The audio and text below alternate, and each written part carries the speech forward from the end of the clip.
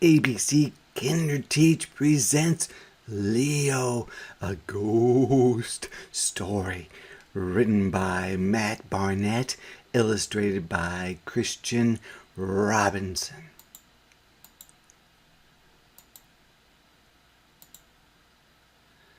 This is Leo.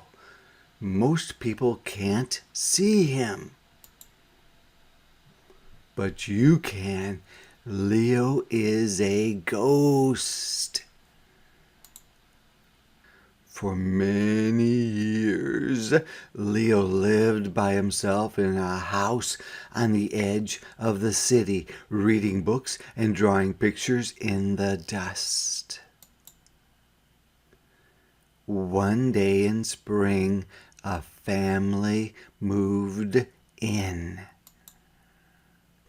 Leo was glad to have company on the family's first night. He made them mint tea and honey toast. Leo thought he was being a good host, but the family saw things differently.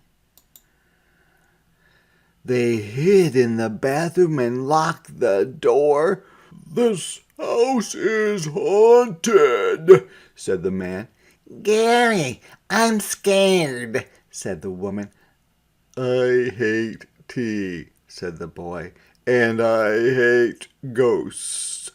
They did not know that Leo was floating above the tub. He heard everything they said. The family called in a scientist, a clergyman, and a psychic to get rid of the ghost. But they should have saved their money. Leo knew he was unwanted. He said goodbye to his home and left. "I have been a house ghost all my life," Leo thought. "Maybe I would like being a roaming ghost for a while." So Leo roamed. Leo saw the city and the people who lived there. Nobody saw Leo. The city was not like Leo remembered it. Some places were wonderful, some places were scary. Everywhere it was so noisy.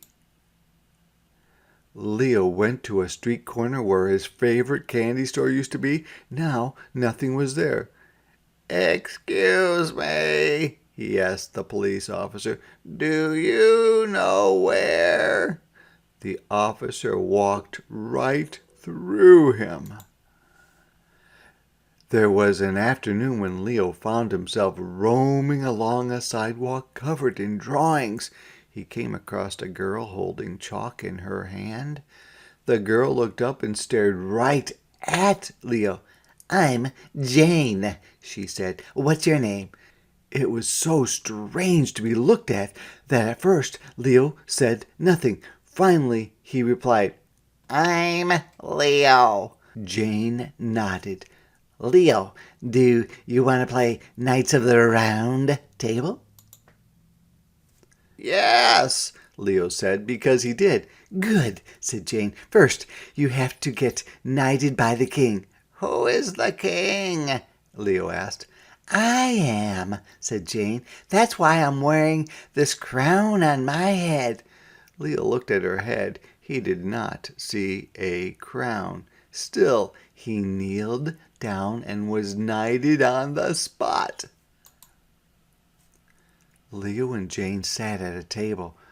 "Sir Leo," Jane said, "meet Sir Ruffs, a loyal dog. Don't you think he looks handsome in his armor?" "Yes," said Leo. He bowed at an empty chair.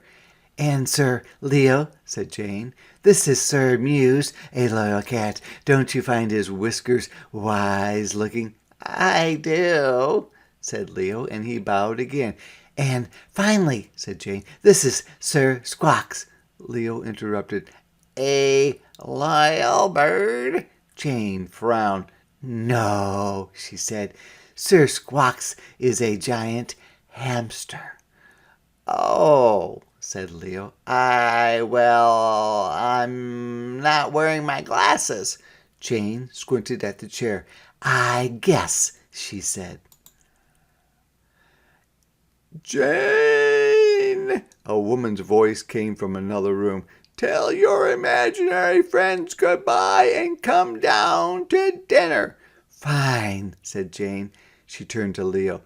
My mom doesn't think imaginary friends are worthwhile, but I think you're great. And with that, she stood up and went to the kitchen. Leo felt awful. She thinks I am imaginary, he thought. If I tell her I am a ghost, I will scare her away.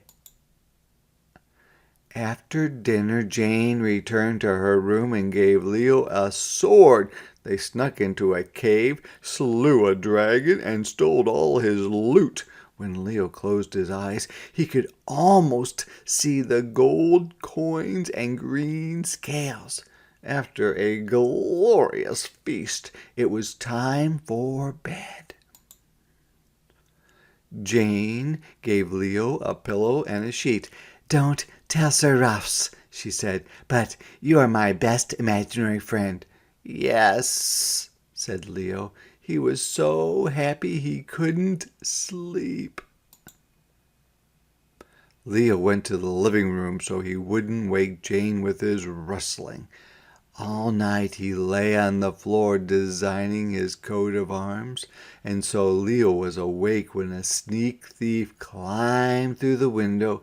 Halt! cried Leo, but the thief passed through him on his way to the silverware. Later, Leo would not be able to say where the idea came from. He threw the bedsheet over himself and flew at the thief, who was so frightened he dropped all the salad forks.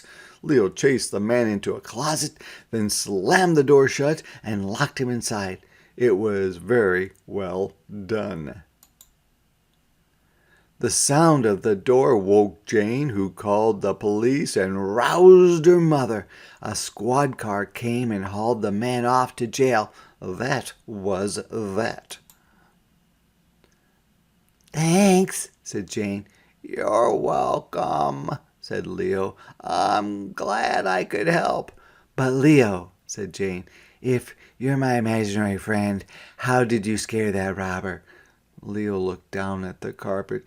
Jane, I told you a lie. I am a ghost. I said I was your imaginary friend, but I'm not. I am just your real friend. Oh, said Jane. Well, that's even better. And they went to the kitchen to have mint tea and honey toast at midnight.